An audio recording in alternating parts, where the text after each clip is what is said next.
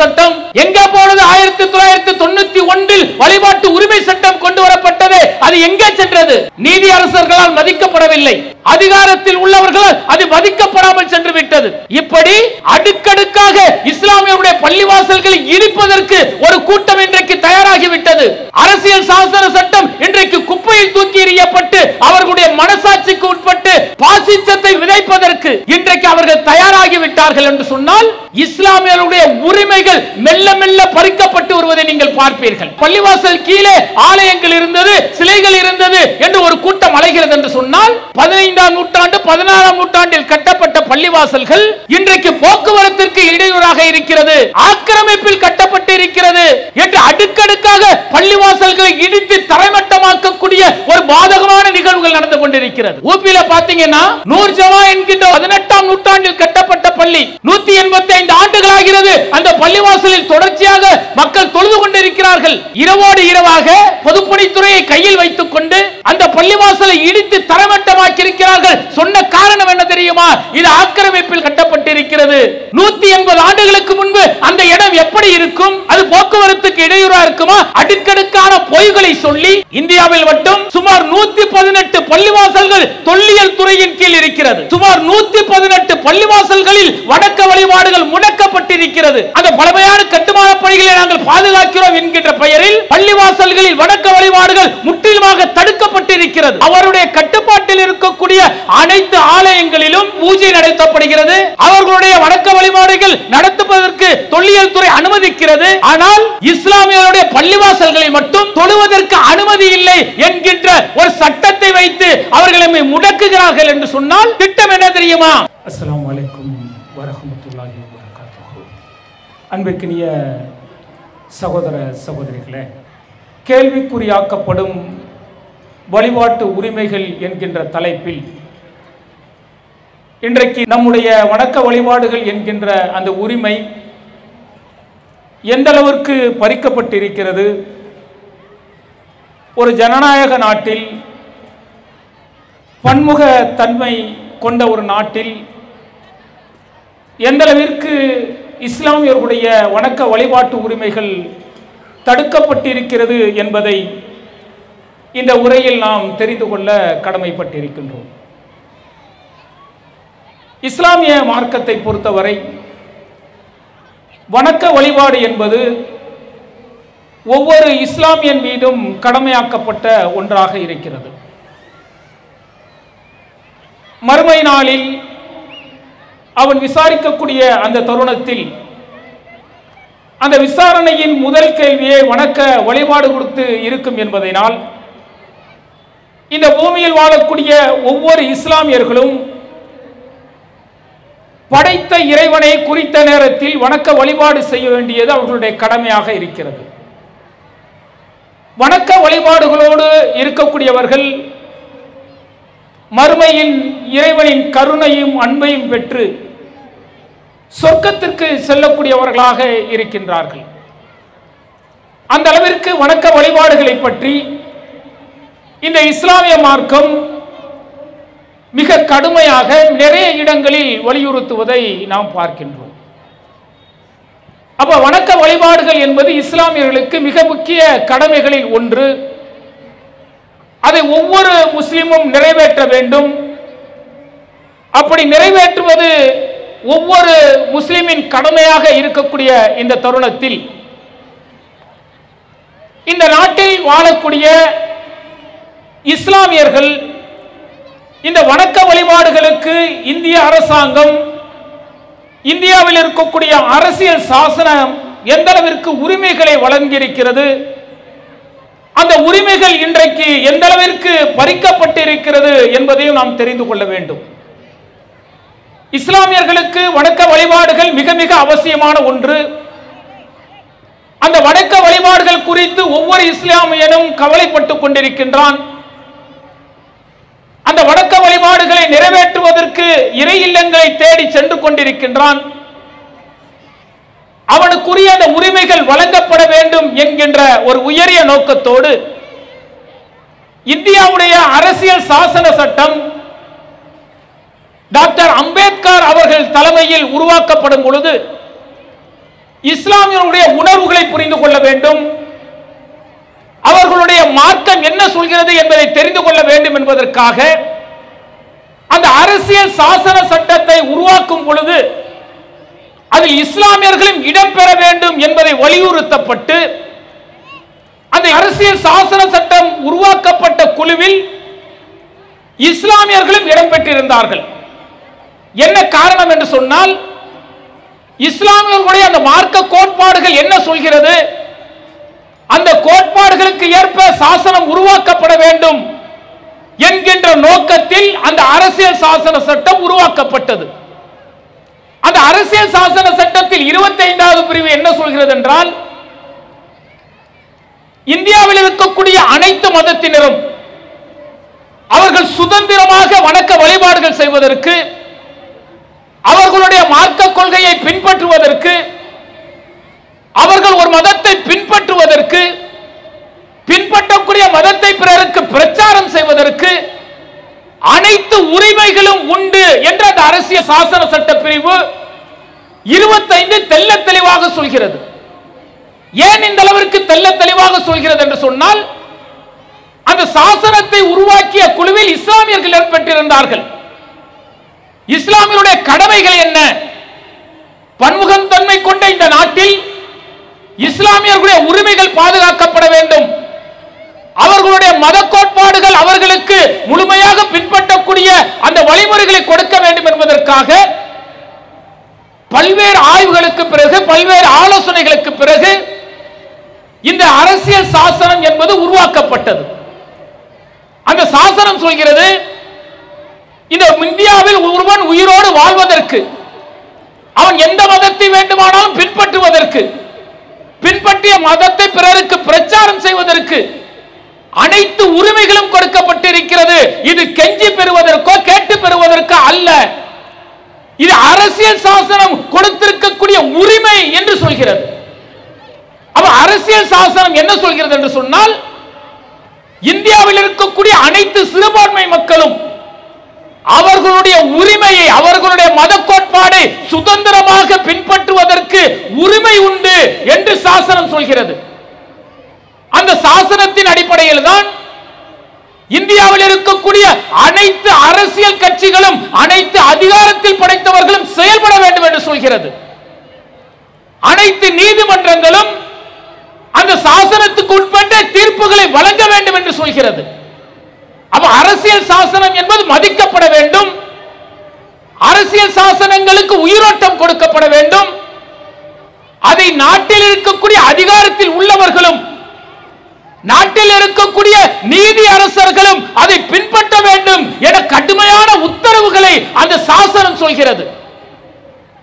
யாருக்கும் தனிமனித சுதந்திரத்தை பறிப்பதற்கு உரிமை இல்லை, அவர்கள் அவர்களுடைய கோட்பாடுகள் படி வாழ வேண்டும் என்கின்ற சொல்கின்ற அரசியல் சாசனம் இன்றைக்கு எள்ளி நகையாடக்கூடிய அளவிற்கு, இன்றைக்கு அரசியல் சாசன சட்டம் தூக்கி எறியக்கூடிய அளவிற்கு, இன்றைக்கு பல்வேறு விஷயங்களில் மத கோட்பாடுகளுக்கு அப்பால் மத கோட்பாடுகளெல்லாம் தூக்கி எறிந்துவிட்டு மத கோட்பாடுகளுக்கு கொடுக்கப்பட்ட சலுகை எல்லாம் பறிக்கக்கூடிய அளவில் இன்றைக்கு அதிகாரத்தில் இருப்பவர்களும், இன்றைக்கு நீதித்துறையில் இருப்பவர்களும் செயல்படுவது மிகப்பெரிய வேதனை தரக்கூடிய நிகழ்வாக பார்க்கப்படுகிறது. ஒரு சட்டம் சொல்லப்பட வேண்டும், ஒரு சட்டம் நீதிமன்றத்தில் விவாதிக்கப்பட வேண்டும், தீர்ப்புகள் சொல்லப்பட வேண்டும் என்று சொன்னால் அரசியல் சாசனம் மேற்கோள் காட்டப்பட வேண்டும். சட்ட புத்தகத்தில் என்ன சொல்லப்பட்டிருக்கிறதோ அதன் மேற்படியில் தீர்ப்புகள் வழங்கப்பட வேண்டும். ஆனால் நடக்கக்கூடிய நிகழ்வுகளை நீங்கள் சிந்தித்து பாருங்கள். நடக்கக்கூடிய நிகழ்வுகள் அரசியல் சாசனத்தை மேற்கோள் காட்டி அல்லது நீதிமன்ற நீதியின்படி, நீதிகளை பற்றி வரையறுக்கப்பட்டிருக்கக்கூடிய அந்த சட்டத்தின்படி தீர்ப்புகள் வழங்கப்படுகிறதா என்றால் இல்லை என்பதுதான் யதார்த்தமான உண்மை. நீங்கள் பாபர் மசூதியை எடுத்துக்கொண்டீர்கள் என்று சொன்னால் 850 சாட்சிகள், 20 ஆண்டுகளுக்கு மேல் வழக்கு நடத்தப்பட்டது, 7000க்கும் மேற்பட்ட ஆவணங்கள் சமர்ப்பிக்கப்பட்டது. ஆனால் 16ஆம் நூற்றாண்டில் கட்டப்பட்ட பள்ளிவாசல்களை இடித்தவர்கள் குற்றவாளி இல்லை என தீர்ப்பு வழங்கப்படுகிறது என்று சொன்னால் எங்கே அரசியல் சாசனம் மதிக்கப்படுகிறது? எங்கே நீதி வழங்கப்படுகிறது? சுமார் 540 ஆண்டுகள் இருந்த பள்ளிவாசல் தரைமாட்டமாக்கப்படுகிறது. வணக்க வழிபாடுகள் செய்த இஸ்லாமியர்கள் உரிமை பறிக்கப்பட்டிருக்கிறது. ஆனால் பாதிக்கப்பட்டவர்களுக்கு நிலம் கிடையாது. மனசாட்சிக்கு உட்பட்டு தீர்ப்புகள் வழங்கப்படும் என்று இன்றைக்கு அரசியல் சாசன சட்டமும் நீதியும் ஓரம் வைக்கப்பட்டு மனசாட்சிப்படி தீர்ப்புகள் வழங்கப்படுகிறது என்றால் இன்றைக்கு உரிமைகள் பறிக்கப்பட்டிருக்கிறது. இஸ்லாமியருடைய வணக்க வழிபாடுகள் உரிமைகள் மெல்ல மெல்ல பறிக்கப்பட்டிருக்கிறது. பாபர் மசூதியை இழந்தோம். ஒவ்வொரு இஸ்லாமியர்களும் மிக கடுமையான வேதனைக்கு உள்ளாக்கப்பட்டார்கள். இறை இல்லத்தை இடித்தார்கள். இறை இல்லத்தை இடித்தவர்கள் தண்டனை அற்றவர்கள் என சொல்லப்பட்டார்கள். கடுமையான வேதனைக்கு உள்ளாக்கப்பட்டார்கள். அப்போது ஒரு ஆறுதல் இருந்தது. பரவாயில்லை, இந்த பிரச்சனைக்கு பிறகு இந்தியா அமைதியான நாடாக திரும்பிவிடும், அதற்கு ஒரு சட்டம் நமக்கு வழிவகுக்கிறது என்கின்ற ஒரு ஆறுதல் இருந்தது. 1990 பள்ளிவாசல் இடிக்கப்படுகிறது. 1991 ஆண்டு நரசிம்மராவ் அவர்கள் பிரதமராக இருந்த பொழுது 1991 வழிபாட்டு பாதுகாப்பு சட்டம் நிறைவேற்றப்படுகிறது. இது யாரால் நிறைவேற்றப்படுகிறது? ஒரு நபர்கள், இரண்டு நபர்கள் அல்ல. இந்தியாவில் இருக்கக்கூடிய அனைத்து மக்களும் வாக்களித்து தேர்வு செய்யப்பட்ட நாடாளுமன்ற உறுப்பினர்களால் நாடாளுமன்றத்தில் சட்டம் உருவாக்கப்பட்டு அந்த சட்டம் அங்கு நிறைவேற்றப்படுகிறது. என்ன சட்டம்? 1947 ஆகஸ்ட் 15. இதற்கு முன்பு எந்த வழிபாட்டு தலங்களும் அதே நிலையில் தான் நீடிக்க வேண்டும், அதில் மாற்றங்களை கொண்டு வரக்கூடாது என்கின்ற இந்த சட்டம் அன்றைக்கு நிறைவேற்றப்படும் பொழுது இந்தியாவில் இருக்கக்கூடிய அனைத்து இஸ்லாமியர்களும் என்ன நினைத்தோம்? ஏதோ ஒரு பள்ளிவாசல் போயிருச்சு, பரவாயில்லை, நம் மற்ற பள்ளிவாசல்கள் எந்த பிரச்சனையும் இல்லாமல் நம்முடைய வணக்க வழிபாடுகளை உரிமையோடு நாம் வணக்க வழிபாடுகளை செய்யலாம், இந்து மக்களோடு மற்ற மாற்று மத மக்களோடு இணக்கமாக இருக்கலாம் என்கின்ற ஒரு ஆறுதல் நமக்கு இருந்தது. ஆனால் அந்த சட்டம் நிறைவேற்றப்பட்ட சட்டம் மதிக்கப்பட்டதா? அந்த சட்டத்திற்கு நீதியரசர்கள் அங்கீகாரம் கொடுத்தார்களா, மரியாதை கொடுத்தார்களா, அந்த சட்டத்தை மதித்து தீர்ப்பு வழங்கினார்களா? சிந்தித்து பாருங்கள். 2021 உத்தரப்பிரதேச வாரணாசி ஞானபாவி பள்ளிவாசல் பிரச்சனைக்கு உள்ளாக்கப்படுகிறது. அந்த பள்ளிவாசலுக்கு கீழே சிவன் கோயில் இருந்தது என்று ஒருவர் வழக்கு தொடர்கிறார். வழக்கு தொடர்ந்தால் என்ன சொல்லி இருக்க வேண்டும்? நீதியை நிலைநாட்டக்கூடியவர்கள், அரசியல் சாசன சட்டத்தை மதிக்கக்கூடியவர்கள், அந்த சாசன சட்டம் சிறுபான்மையினருக்கு என்ன உரிமையை வழங்கியிருக்கிறது என பார்க்கக்கூடியவர்கள், ஒட்டுமொத்த ஜனநாயக மக்களும் தேர்ந்தெடுத்த நாடாளுமன்ற உறுப்பினர்களால் இயற்றப்பட்ட 1991 வழிபாட்டு சட்டத்தை முன்னிறுத்தி தீர்ப்புகள் வழங்கப்பட்டிருக்க வேண்டுமா இல்லையா? என்ன வழங்கப்பட்டது? இந்த தீர்ப்பிற்கும் ஞானபாவி பள்ளிவாசலை ஆய்வு செய்வதற்கும் எந்த சம்பந்தமும் இல்லை என்று நீதி அரசரால் சொல்லப்பட்ட பிறகு நடந்த நிகழ்வு என்ன தெரியுமா?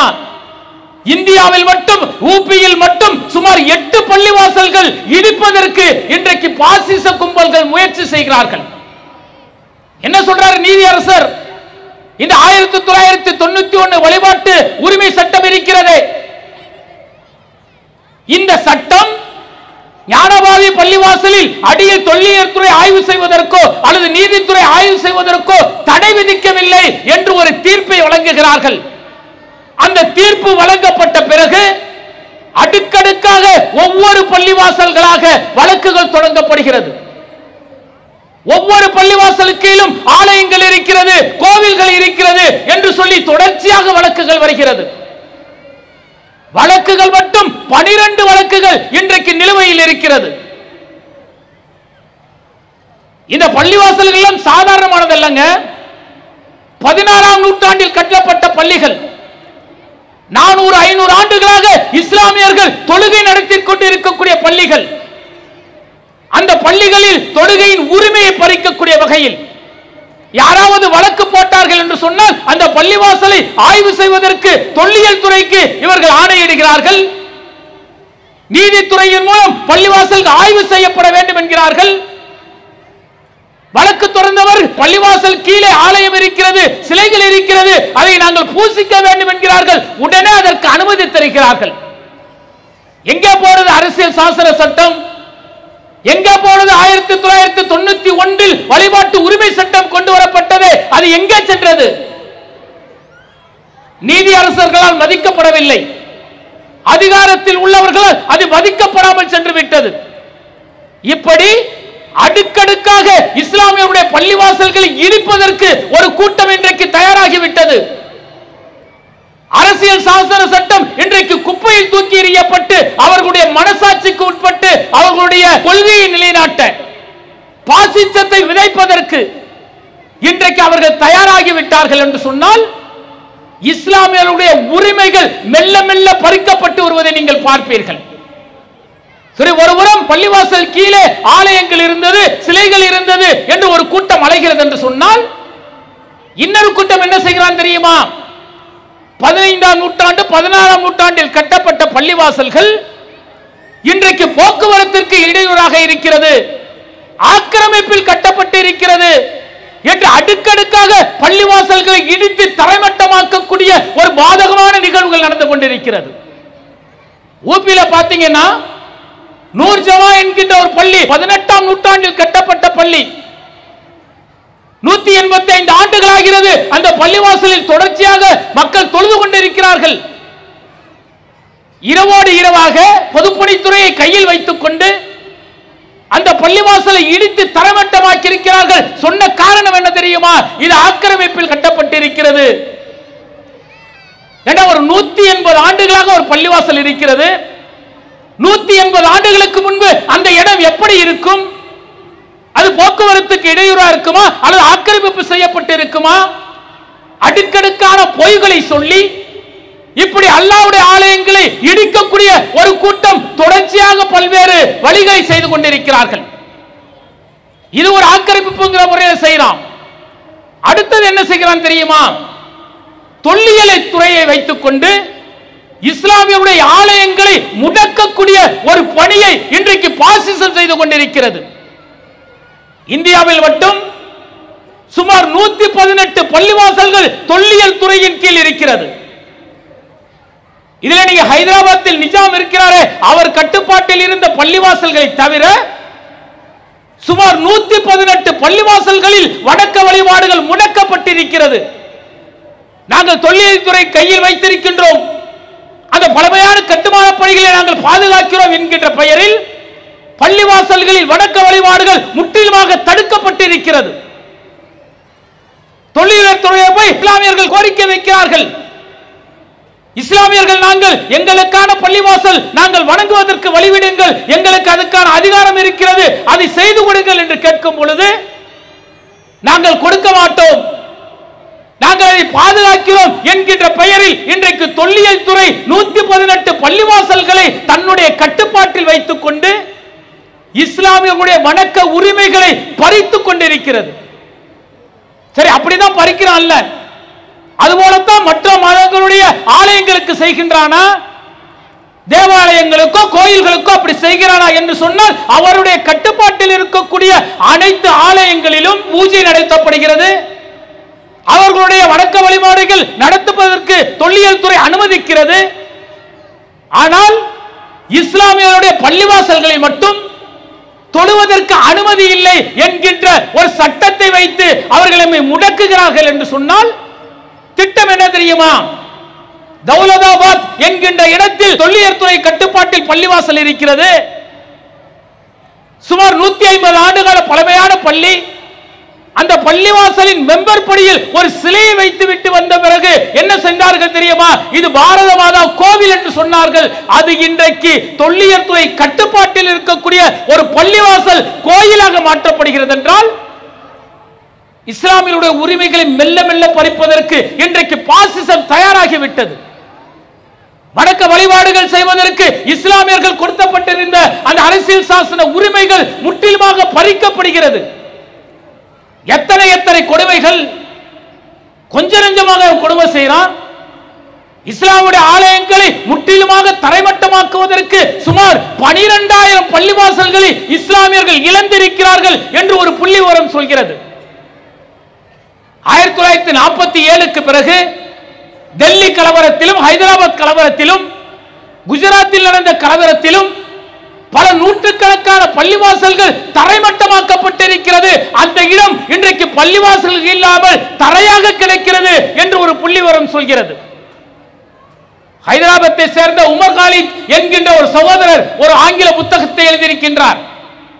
அந்த புத்தகத்தில் சொல்கின்றார், இந்தியாவில் இதுவரை 12,000 பள்ளிவாசல்கள் தரைமட்டமாக்கப்பட்டிருக்கிறது, இஸ்லாமியுடைய உரிமைகள் முற்றிலுமாக பறிக்கப்பட்டிருக்கிறது என்கின்ற தகவலை சொல்கின்றார். மத்திய பிரதேசத்தில் நூற்றுக்கணக்கான பள்ளிவாசல், ராஜஸ்தானிலும், சண்டிகரிலும், பஞ்சாபிலும் பல பள்ளிவாசல்கள் தரைமட்டமாக்கப்பட்டிருக்கிறது. குஜராத்தில் கலவரத்தின் போது பள்ளிவாசல்களை தரைமட்டமாக்கினார்கள். இஸ்லாமிய உரிமைகள் பறிக்கப்பட்டிருக்கிறது. ஒரு அரசியல் சாசனம் சொன்ன அந்த உரிமைகள் முற்றிலுமாக தடுக்கப்பட்டிருக்கிறது என்கின்ற தகவலை சொல்லுகின்றார். எவ்வளவு பெரிய கொடுமை இது! அடுக்கடுக்கான காரணங்களை இவர் சொல்லிக் கொண்டே இருக்கிறார்கள். என்ன சொல்கிறார்கள்? இந்துக்களின் ஆலயங்களை இடித்துத்தான் இஸ்லாமியர்கள், இஸ்லாமிய முகலாய மன்னர்கள் கோவிலை கட்டினார்கள் என்று அபத்தமான ஒரு பொய்யை பதிவு செய்து கொண்டிருக்கிறார்கள். வரலாற்று ஆசிரியர் வாரி என்கின்ற ஒருவர் சொல்கின்றார், 2015ஆம் ஆண்டு இந்த கோயில்கள் எப்படி பள்ளிவாசலுக்கு கீழே வந்தது என்பதற்கான சான்றை நீதிமன்றத்தில் பதிவு செய்திருக்கின்றார். என்ன சொல்றார் தெரியுமா? இந்த பள்ளிவாசலுக்கு சில தடயங்களை இன்றைக்கு எடுக்கிறார்களே, இது முகலாய மன்னர்கள் இடித்து கட்டியதல்ல. அன்றைக்கு ராஜேந்திர சோழன் இங்கு இருந்தான் என்று சொன்னால் அவன் டெல்லி வரை படையெடுத்து சென்றான். அதுபோல ஒவ்வொரு நாட்டு மன்னனும் ஒவ்வொரு நாட்டுக்கு வரும் பொழுது அவருடைய வெற்றியை பறைசாற்றக்கூடிய வகையில் அங்கு இருக்கக்கூடிய புராதன சின்னங்களை இடித்துவிட்டு அவனுடைய நினைவிடங்களை கட்டுவது, அந்த புராதன சின்னங்கள் அழிப்பது அவர்களுடைய வழக்கமாக இருந்தது. இதுதான் வரலாற்று உண்மை. அப்படிப்பட்ட இடங்களில் முகலாய அரசர்கள் பின்னர் வந்த பிறகு அவர்கள் பள்ளிவாசலை கட்டினார்கள். இதை வைத்துக் கொண்டு இஸ்லாமியர்கள் இடித்தார்கள் என்ற ஒரு அபண்டமான பொய்யை இன்றைக்கு பாசிசம் மக்களிடத்தில் விதைத்துக் கொண்டிருக்கிறது என்று சொல்கின்றார்கள். இது மட்டுமல்லவா, இஸ்லாமியர்கள் வந்தார்கள் ஆட்சிக்கு வந்த பிறகு நாடெங்கும் பள்ளிவாசலை கட்டினார்கள். அந்த பள்ளிவாசலை கட்டுவதற்கு அந்த சிற்பிகளை பயன்படுத்தினார்களே, அந்த சிற்பிகள் இந்திய கலை நுணுக்கத்தை கற்றுக்கொண்டவர்கள். அவர்கள் அந்த கலை நுணுக்கத்தின்படி பள்ளிவாசலை கட்டினார்கள். அந்த கலை நுணுக்கத்தை இந்திய கலை நுணுக்கத்தோடு ஒப்பிட்டு இது இஸ்லாமியர்களுடைய பள்ளிவாசல் அல்ல, எங்களுடைய ஆலயம் இருந்தது என்று ஒரு கூட்டம் இன்றைக்கு விசனத்தனமான கருத்துக்களை பதிவு செய்கிறார்கள் என்று அவர் சொல்கின்றார். எப்படிப்பட்ட அபண்டமான பொய்யை சொல்லி மக்களிடத்தில் அரசியல் ஆதாயம் தேடுவதற்கு, அதிகாரத்திற்கு வருவதற்கு, இணக்கமாக இருந்த மக்களிடத்தில் ஒரு பிரிவினையை உண்டாக்கக்கூடிய இந்த பாசிசத்தை மக்களிடத்தில் முகத்தை தோலுரிக்க வேண்டிய பணியை நாம் செய்ய வேண்டும். இஸ்லாமியர்களும் இந்துக்களையும் விரோதிகளும் காட்டுறாங்க. நீங்க முகலாயர்களுடைய அந்த வரலாற்றை படித்து பாருங்கள். ஏராளமான கோயில்களுக்கு நிலத்தை வழங்கக்கூடிய முகலாய மன்னர்கள் வரலாறு ஏராளமானது. பல கோவில்களுக்கு முகலாய மன்னர்கள் நிலத்தை கொடுத்திருக்கிறார்கள், தர்மத்தை வழங்கியிருக்கிறார்கள், நன்கொடையை வழங்கியிருக்கிறார்கள். அடுக்கடுக்கான ஆதாரங்கள் இன்றைக்கு நீதிமன்றத்தில் இருந்த பொழுதும் பாசிச சிந்தனை கொண்ட சிலர் என்ன செய்கிறார்கள் என்று சொன்னால், இது ஆலயங்கள் இடிக்கப்பட்டுத்தான் பள்ளிவாசல் கட்டப்பட்டது என்கின்ற ஒரு விசமத்தனமான கருத்தை பதிவு செய்வதை என்றும் பார்க்கின்றோம். நீங்க ரொம்ப எட்டி போவானாங்க. இங்க இருக்கக்கூடிய இந்த மயிலை கபாலீஸ்வரர் கோயில் இருக்கிறதே, அந்த கோயிலுக்கான குளம் இருக்கிறதே, அந்த குளத்தை இலவசமாக கொடுத்தவர் ஆற்காடு நவாப் என்கின்ற ஒரு ஆதார புத்தகம் இன்று இருக்கிறது. கற்பகம் என்கின்ற ஒரு புத்தகம் இந்த குளத்தை ஆற்காடு நவாப் இலவசமாக கொடுத்தார், அதை அந்த அறக்காவலர் கட்டினார், அந்த குளத்தை நிர்மாணம் செய்தார் என்று வரலாற்று உண்மைகள் சொல்கிறது. இந்த அளவிற்கு இஸ்லாமியர்கள் மத நல்லிணக்கத்தை அவர்களோடு இணக்கமாக இருப்பதற்கு ஆட்சி அதிகாரத்தில் இருக்கும் போது பிற மதத்திற்கான உரிமையை வழங்கி இருக்கிறதை இன்றைக்கு வரலாறுகள் சொல்லிக் கொண்டிருக்கிறது. ஆனால் இதையெல்லாம் ஏமாற்றக்கூடிய வகையில், இதையெல்லாம் மறைக்கக்கூடிய வகையில் தொடர்ச்சியாக இஸ்லாமியர்களுடைய ஆலயங்களை குறிவைத்து இஸ்லாமியுடைய ஆலயங்களை இடிக்க வேண்டும் என்கின்ற நோக்கத்தில் பாசிச சிந்தனை கொண்டவர்கள் கடுமையான எதிர்ப்புகளையும் இஸ்லாமியர்களுக்கும் இந்துக்களும் இடையே இருக்கக்கூடிய ஒற்றுமைகளை குலைக்கக்கூடிய நிகழ்வுகளை செய்து கொண்டிருக்கிறார்கள். நாம தான் எச்சரிக்கையா இருக்கணும்.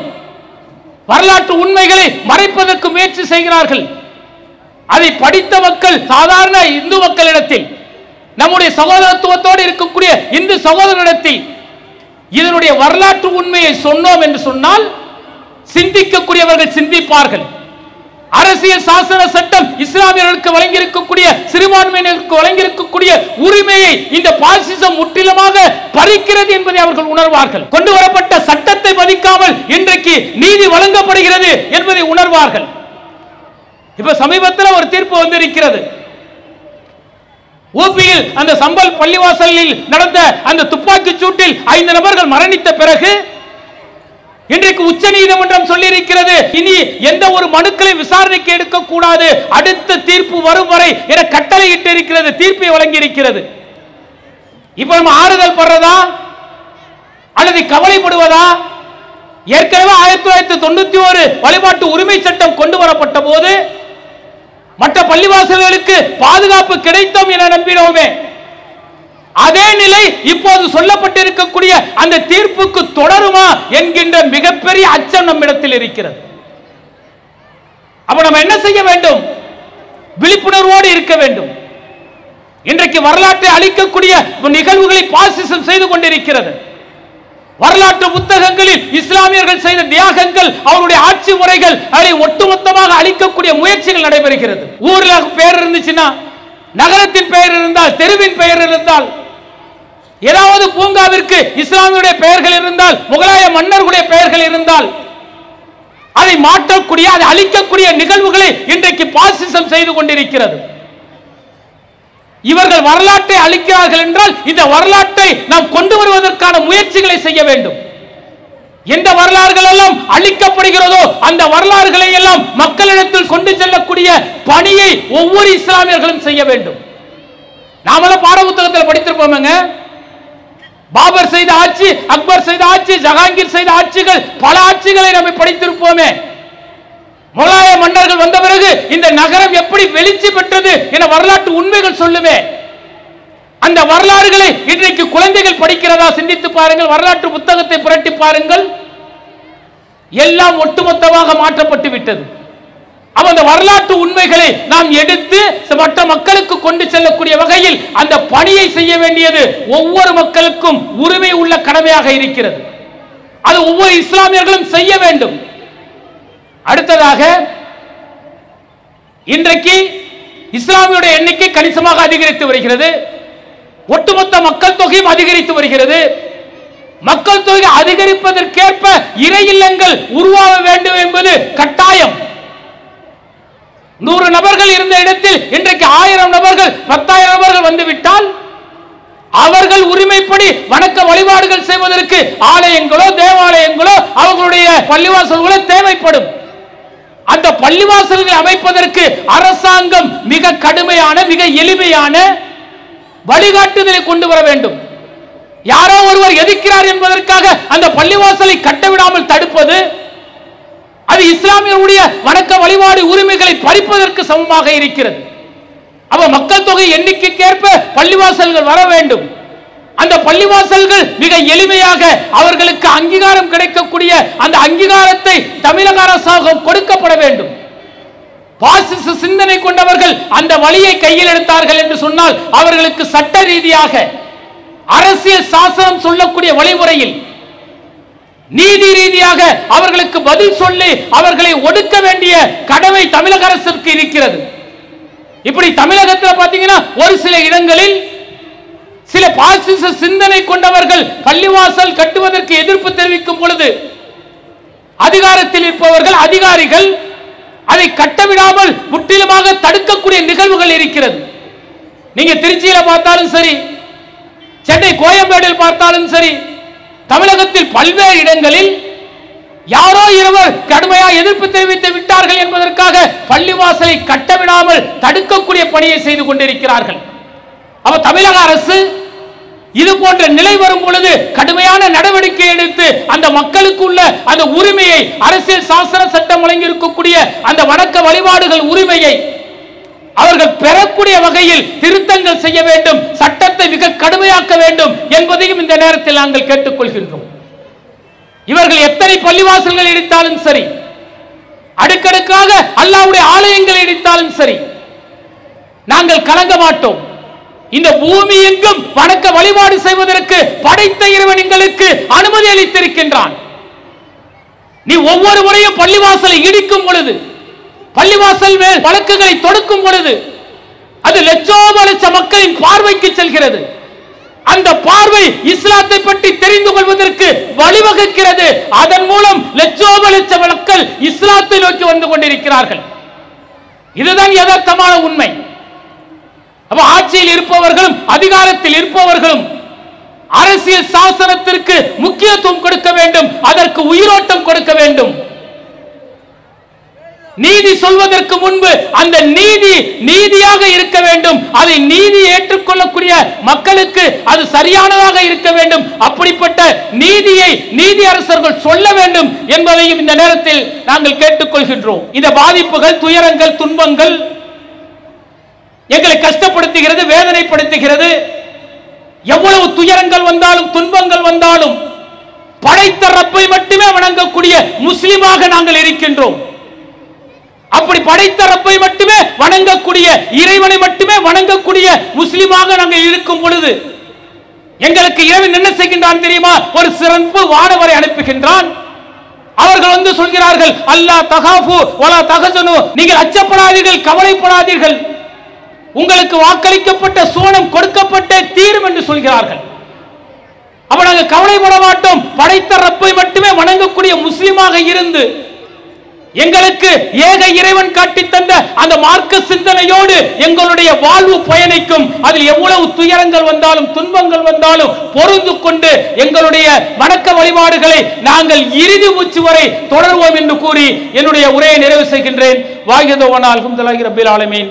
அஸ்ஸலாமு அலைக்கும் வரஹ்மத்துல்லாஹி வபரகாத்துஹு. இஸ்லாம் மற்றும் சமுதாய செய்திகளை அறிந்து கொள்ள தமிழ்நாடு தௌஹீத் ஜமாஅத் யூடியூப் பக்கத்தை உடனடியாக சப்ஸ்கிரைப் செய்து கொள்ளுங்கள். மேலும் பெல் பட்டனையும் கிளிக் செய்து கொள்ளுங்கள்.